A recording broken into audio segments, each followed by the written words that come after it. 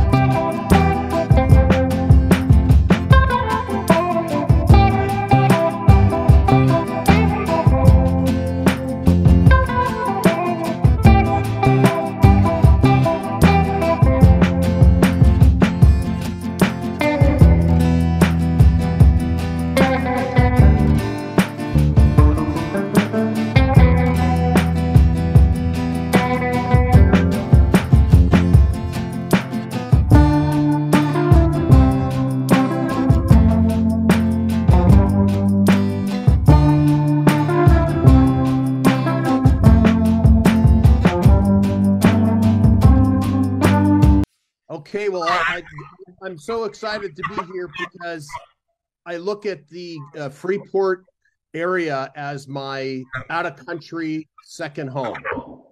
I've had nothing but positive experiences while in the Bahamas. Dave, did you tell the story about my first appearance there?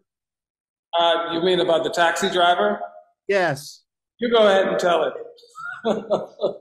Well, I don't know if I might have shared this with the group when I was there last year, and it's always going to be a soft spot with me. In short, I had a very surly cab driver take me from the airport to the Pelican Hotel, and while I took my bags in, he was not friendly. Let me just remind you, he was not friendly. The car was dirty. I didn't even know if I was going to make it safely to the hotel. But I arrived in one piece, took my luggage out of the trunk on my own, wheeled my luggage to the front desk after I paid the man, because I asked him how much it was and he mumbled something and I thought he said $30 when in fact he was charging $20. I got to the desk, tapped me on the shoulder from behind and said, "You overpaid me." I turned around and I was in total shock. Now, this guy did not get an A in customer service. He got an A+ in honesty and integrity, which I value much greater than his maybe a bad day that he was having, because we all have those on occasion. And at that point, I said, wow, this is a great group of people. If he represents the Bahamas at my port of entry, how nice is my experience going to be over the next 3 days, where I was the keynote speaker at an event where I met also Angelica Christie, her husband, and Dave Mackey became my friend out of that event because he interviewed me for my story. I mean, I shared that with Betty Bethel, who was the minister of tourism at that point for Grand Bahama Island. And she said, "Would you mind sharing that and getting it recorded by Mr. Mackey?" I said, "I've never met Mr. Mackey, but sounds good to me." And I recorded that, and I believe that video went viral. Did it not, Dave? That was about 8 years ago? It indeed, Mitch. Yeah, and it was my true experience.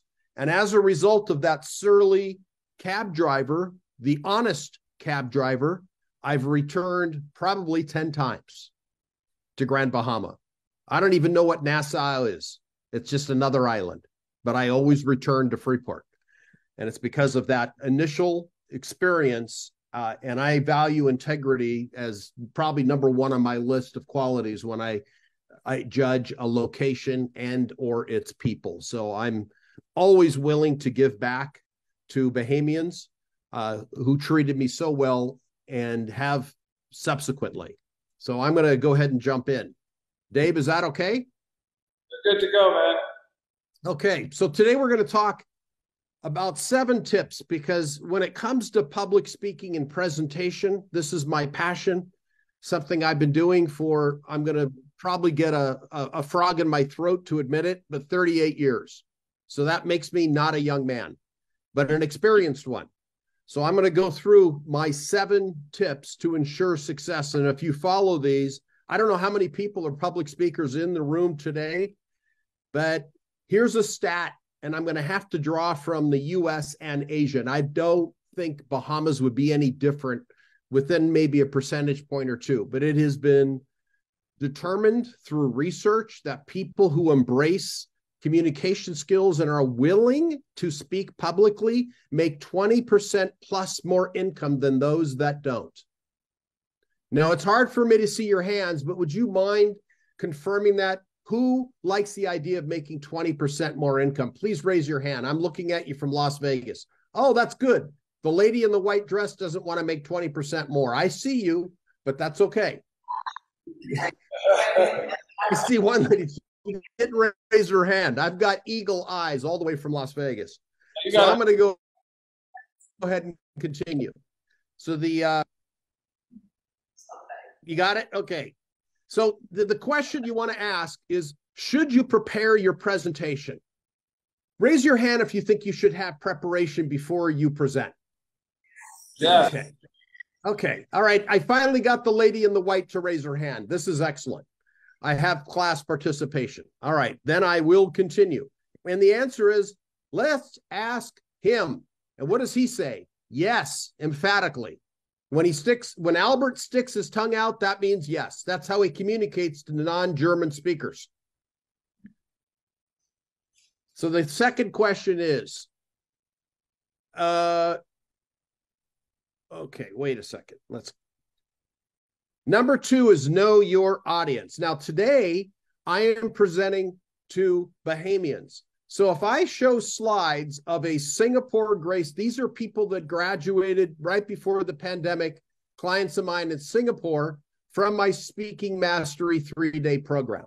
Now they're all happy because they've just received their certificates, but these are Singaporeans. And today I'm speaking to Bahamians. Who recognizes any Bahamians in this group of people? None. No hands go up. So I'm not speaking to the right. I'm not presenting the right image to the audience. You got to have message to market match. Again, this is a crowd in Malaysia of clients. Still doesn't look like Bahamians. Okay, I'm getting closer. Is this closer? Who recognizes this lady? That's Olivia. Yeah, I know her name, but I'm asking them. I've got to see hands go up. Well, here's the word that comes to mind when you look at this picture. And I learned this term from my friend Dave Mackey. We're Conky Joes, or is she a Conky Joe? Dave, you got to help me out here because I can't see the people very clearly. Is that correct? Is that the right term? That is correct. Yes. Okay. Well, this is a better picture. So if I'm presenting to a group of people in a specific demographic of age, race, profession, I would be better off showing this picture than this picture or this picture. So make sure you use the right image to match your market when you're presenting. Be prepared, right image. Who's with me so far? Please raise your hand. Does this make sense? Okay. Remember, I'm just a Conky Joe. So number 3, storytelling techniques. Very important to have a story as part of your presentation, because I started off with a story, didn't I? When I told the story about the cab driver that took me from the airport, that was strategically designed. That wasn't something I just thought up on the spot. It was a way of me using story to connect to you people, because it was specific, it was clear, it was emotional, and it was relatable. Relatable is the operative word with storytelling. And that's this truism. And I would love for you to all take a mental note or write it down. I can't check your paper because I'm not there in person, but no one cares about your story unless they can relate to it. When I showed the picture of Dave and I together, you could relate to that because I was a visitor from the US in your country and you had a resident Bahamian as part of my picture. I told the story about the cab driver, and you guys could all relate to it. Then I'm going to show you this picture. This is where I had a mastermind group with Dave in Freeport. I don't know, Dave, what was this, 6, 7, 8 years ago? I don't even remember. And I brought over, and I think some of you may recognize the gentleman on the top left. He's also gone as a result. He was one of my clients, a man named James Dentley, who attended several of my programs. And he came back. I think, did he come back, Dave, or did he do a virtual presentation to the Freeport people?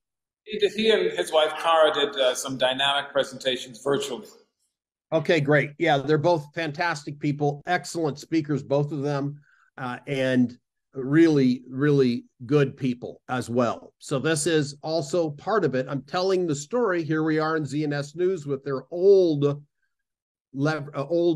sets, and this will show when we were back in the Jurassic period.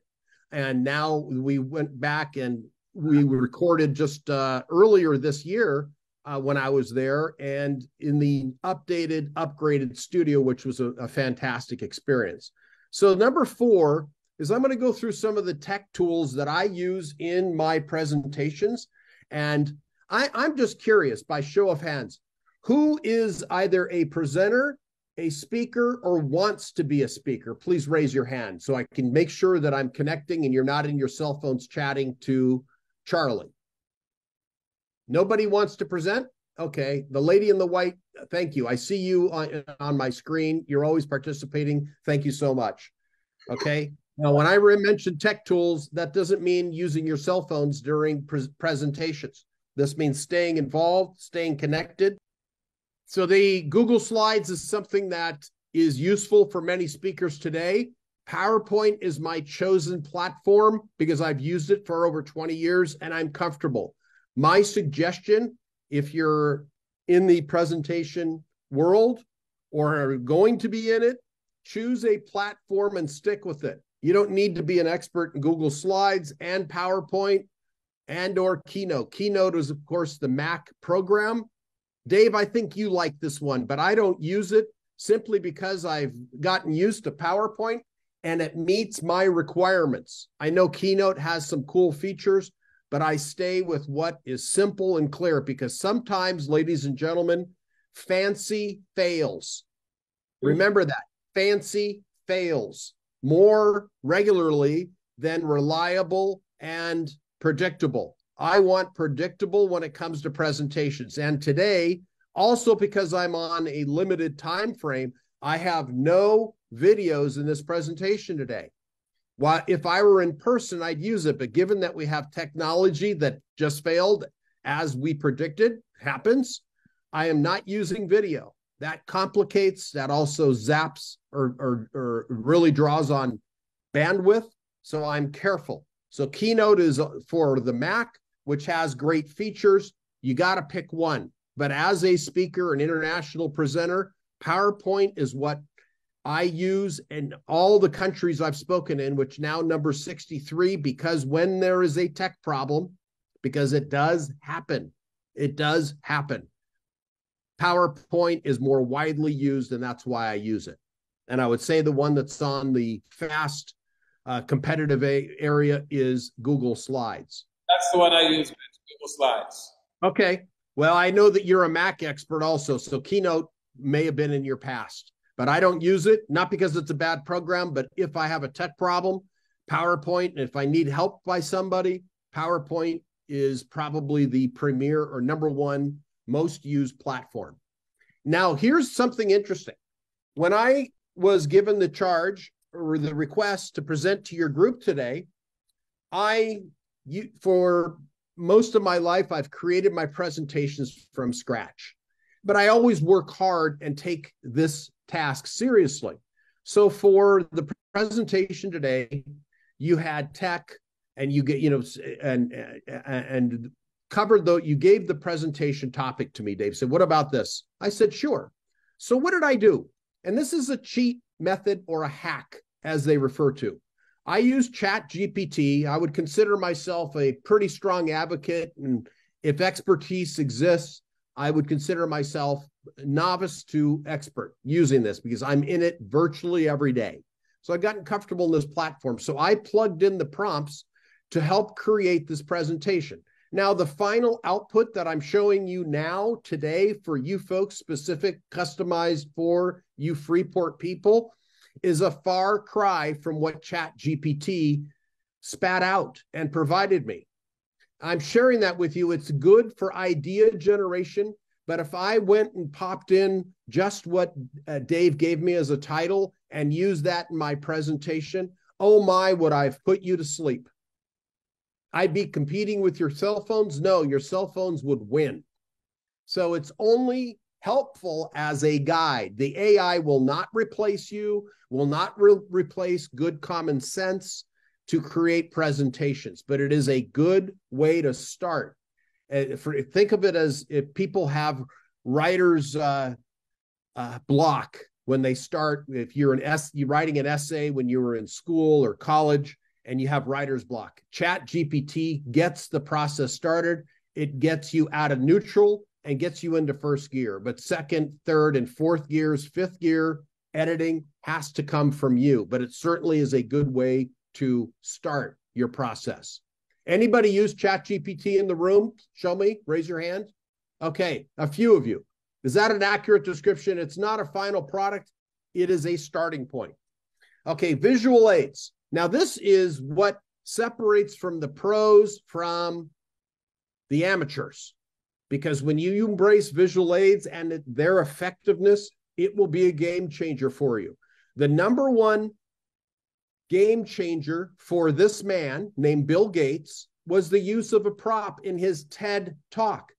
So a number of years ago, I would recommend you look it up on YouTube to watch him. He was very well coached in presentation because, frankly, the guy's about as exciting as white rice that is uncooked.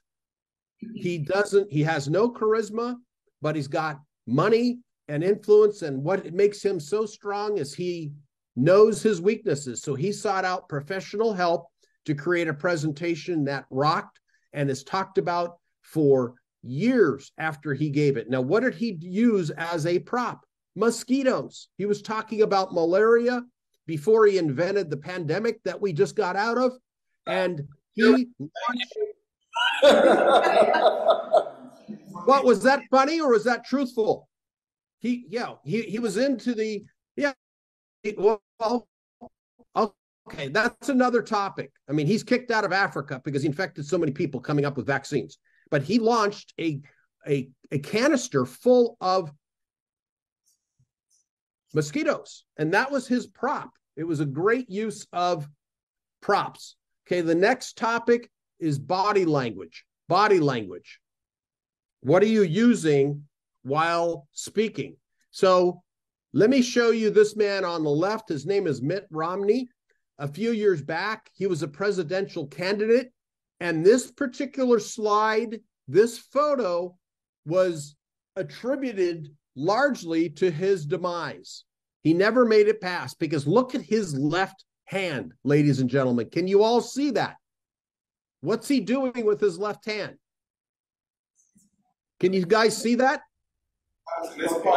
Yeah, he doesn't have it. Well, it's in his pocket. And you can imagine the American media obliterated him. Here he's talking family values, and in a public forum, he's playing pocket pool, is what a lot of the press came out with. He's got his hand in his pocket. This translates to either nervousness, okay? This is interpreted as nervousness, arrogance, or he's just a creepy guy. It's a matter of perception. But he's got his hand in his pocket, standing behind an attractive woman, and look how he's looking at her. Can you imagine what the press did with this? So don't put your hands in your pockets when you're speaking.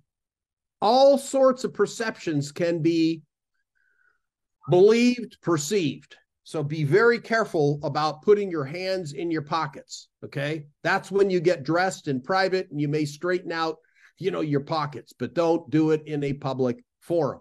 These are 3 poses that I found for one slide that were great. If you point, who wants to be pointed at from the front of the stage by a presenter, either online or offline? Probably a big no-no. If you have to stress a point, palm up, all fingers together or fingers apart, open. I'm going to show you what is good versus bad. These are all three negative body posture components. The second one, crossed arms, and look how her head is tilted forward, looking up from her eyeglasses at you.